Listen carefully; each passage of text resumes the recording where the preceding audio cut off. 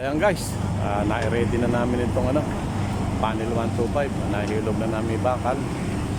At nailagay na namin yung dalawang 25. So 7 o'clock mag-start na ng concrete itong day shift. Ayan, yan ang ginagawa namin. Sinicirculate na namin yung bentonite. Ayan, dalawang 25 ito ha. Ayan, yung una, ito yung pangalawa. Ayan, ayan guys ha.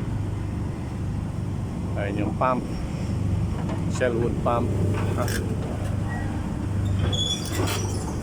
Ayan guys, ready na namin para yung pagdating ng day shift magbubuso na sila.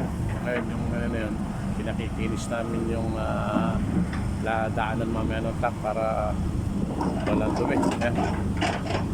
Gagamit namin itong bako guys. Pag-inis yan.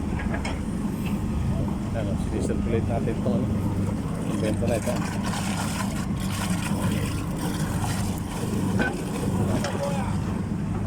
Guys sinicirculate natin yung bentonite. Yung pinakikinis natin yung leveling ng platform.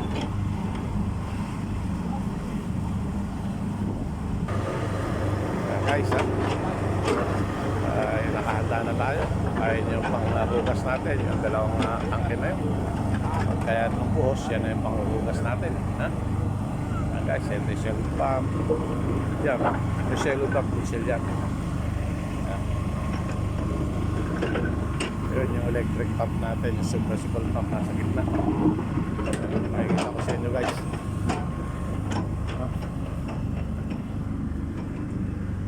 Yan.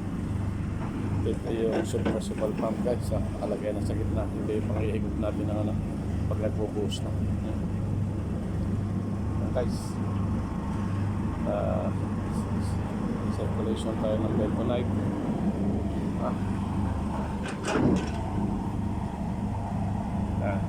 Handa na ang panel 125 para 7 o'clock mag-start tayo di shift. Guys, ito yung site natin.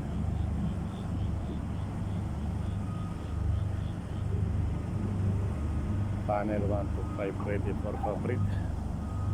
Ilagay na natin ang dalawang 25.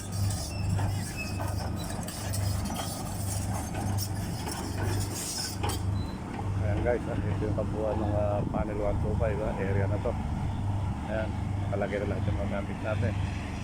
Ayan guys, panel 125 ready for concrete. Nakalagay na yung dalawang 25. Nagsisirculate tayo ng bentonite para hindi magkaroon ng sedimentation.